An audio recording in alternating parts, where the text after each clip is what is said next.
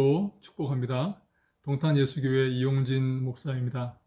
여러분들의 삶과 가정 위에 하나님께서 항상 함께 하시고 은혜와 복으로 지켜주시기를 간절히 소망합니다. 제가 이전에 독일 교회 11조에 대해서 영상을 하나 올렸던 적이 있습니다. 많은 분들이 그 영상을 보시고 또 많은 댓글도 달아주셨습니다. 어떤 분은 제 의견에 동의하고 감사하다고 이렇게 댓글을 다신 분도 계시고, 또 어떤 분은 제 의견에 동의하지 않고 11조를 폐지해야 된다, 그렇게 말씀하신 분도 계십니다. 네, 모두 관심을 가져주셔서 너무나 감사드립니다. 제가 그 댓글을 보고 느낀 점이 하나 있는데요. 그것은 많은 분들이 헌금에 대해서 좀 잘못된 생각을 갖고 있는 게 아닌가 하는 그런 점이었습니다. 그래서 오늘 헌금에 대해서 우리가 어떤 마음을 가져야 하는지에 대해서 한번 생각해 보고자 이 시간을 만들었습니다.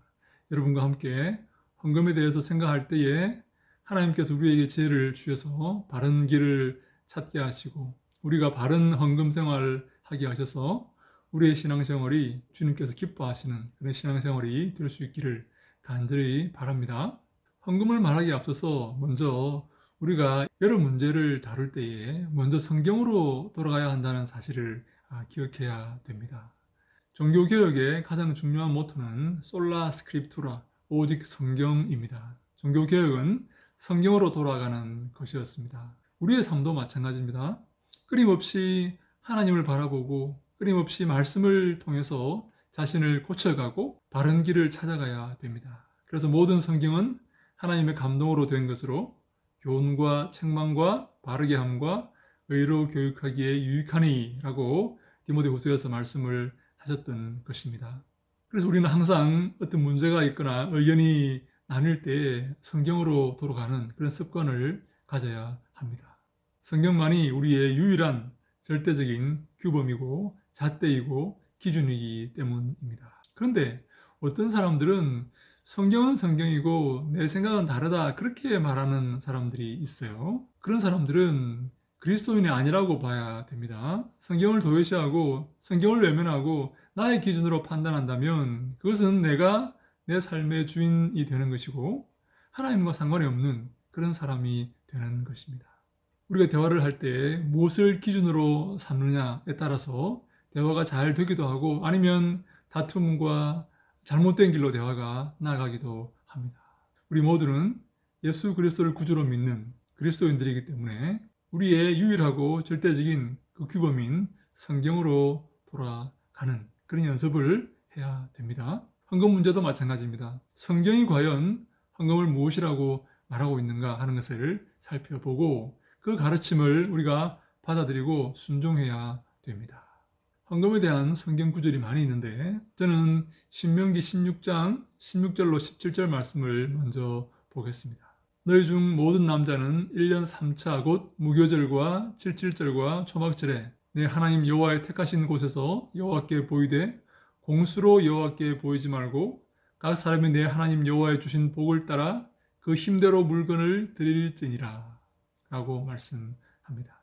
모든 이스라엘 백성은 1년에 3차례 가장 큰 절기인 무교절과 77절과 초막절, 가장 큰 절기에 성전에 올라가서 하나님께 그 몸을 보여야 됩니다. 마치 우리가 명절에 추석과 설날에 시골에 가서 부모님께 혹은 어르신들께 우리의 몸을 보이고 자녀들을 보이는 것처럼 말입니다. 그것이 바로 그들을 공경하고 사랑하는 그런 태도 아니겠습니까? 하나님도 그렇게 이스라엘 백성들에게 명령하셨습니다. 1년에 3차례 성전에 올라와서 너희 몸을 보이라. 어디에 있건 뭘 하건 상관없습니다. 아무리 멀리 있다 할지라도 이스라엘 백성은 1년에 3차례 성전에 올라와서 자신을 하나님께 보여야 했습니다. 뿐만 아니라 그들은 빈손으로 와서는 안 됩니다. 하나님께 예물을 가지고 와야 됩니다. 그런데요, 그 예물이 하찮은 예물이 아니라 내 하나님 여호와의 주신 복을 따라 그 힘대로 물건을 드릴지니라 라고 말하고 있습니다. 그 힘대로 최선을 다해서 하나님께 물건을 드리라 하는 것입니다. 여러분, 여기서 우리가 한 가지 의문이 생깁니다.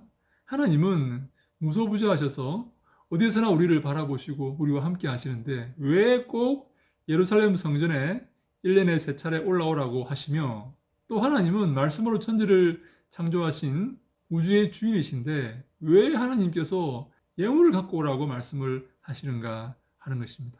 여러분, 왜 그렇겠습니까? 그것은 이스라엘 백성들을 위한 것입니다. 하나님께서 그들이 안 찾아오면 그들을 못 만나셔서 오라고 하신 게 아니고, 하나님께서 배가 고프시거나 물건이 탐이 나서 물건들을 갖고 오라고 말씀하신 게 아닙니다. 그들은 1년에 3차례 여호와의 성전에 올라와서 하나님께 예배를 드림으로써 그들이 하나님의 종이고 하나님의 백성이고 하나님의 자녀라는 것을 확인해야 했던 것입니다. 그리고 그들은 예물을 하나님께 드림으로써 그들의 모든 소유와 그들의 모든 소유가 하나님의 선물이라는 사실을 깨달아야 했던 것입니다. 하나님께 보이지 않고 하나님께 드리지도 않고 자기 것이라고 자기 마음대로 자기 뜻대로 살아간다면 그는 결국 멸망하고 말 것입니다. 왜냐하면 하나님께서 그들의 주인 되시고 만유의 주인 되시고 그들에게 복을 주셔서 그들이 살게 되었기 때문입니다. 이 사실을 잊지 말게 하기 위해서 하나님은 그들로 하여금 1년에 3차례 성전에 올라와서 보이게 하고 예물을 갖고 와서 드리라고 말씀을 하시는 것입니다. 예물을 드리는 것이 중요한 것이 아닙니다. 그들이 하나님 백성이고 그들의 모든 소유가 하나님의 축복이었다는 사실을 깨달아 아는 것이 중요하기 때문에 하나님은 그들에게 오라고 하시고 예물을 드리라고 하신 것입니다. 헌금도 마찬가지입니다. 예배에 참석해서 헌금을 드릴 때에 우리가 하나님 백성이며 하나님의 소유며 하나님께서 만유의 주인 되심을 확인하고 예물을 드릴 때에 이 모든 소유가 하나님의 축복이며 분복이라는 사실을 깨달아 알게 하기 위해서 하나님은 예물을 드리라고 말씀을 하신 것입니다.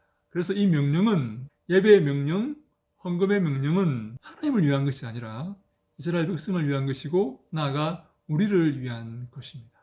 고린도전서 4장 7절에 누가 너를 구별하였느뇨?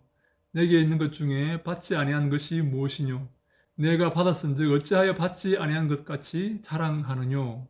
우리의 모든 소유와 우리의 모든 것이 하나님의 선물이고 하나님의 축복이라는 사실을 기억하라는 것입니다. 그것이 나의 것이 아닙니다. 그것은 하나님께서 우리에게 주신 것입니다. 그것을 잊지 말게 하기 위해서 하나님께 드리는 것입니다. 어떤 분이 이렇게 댓글을 달았더라고요. 우리 교회 목사님은 가장 좋은 차를 타고 다니고 자녀들은 다 유학 보내고 그렇게 호화롭게 살아간다고. 그래서 나는 11조를 하지 않는다. 그렇게 말씀을 하셨습니다. 그 교회 왜 다닙니까? 한국 교회의 80%가 미자립 개척교회입니다. 개척교회 목사님들은 돈이 없어서 자녀들을 그 흔한 학원도 보내지 못하고 있는 경우가 많습니다. 주변의 작은 개척교회에 찾아가셔서 그 목사님을 도우십시오. 하나님이 기뻐하실 것입니다. 사랑하는 여러분, 우리가 바른 믿음을 가져야 합니다. 하나님께 드리고 하나님께 영광 돌리며 주를 섬기는 바른 자세를 가져야 합니다. 저는 많은 댓글 가운데 하나님 말씀을 잘못 이해하는 분들이 많다는 것을 알게 되었습니다. 이단적인 가르침을 갖고 있는 분들도 많이 있었습니다. 물론 그것은 그들을 잘못 가르친 한국교회 목회자들 책임입니다. 그러나 잘못된 가르침을 받았다고 해서 그들의 책임이 면제되는 것은 아닙니다. 그들도 모두 하나님 앞에 서야 되기 때문입니다. 우리는 바른 믿음을 가져야 합니다.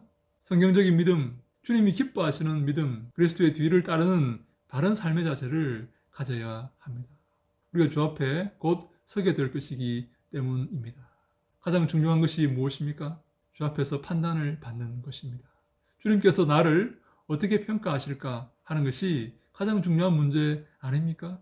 우리의 모든 삶이 여기에 초점을 두고 이 기준에 맞춰서 이루어지기를 소망합니다. 그렇게 사는 것이 성공적인 삶, 바른 삶입니다. 그런 은혜가 저와 여러분 모두에게 있기를 주님 이름으로 간절히 축원합니다. 샬롬.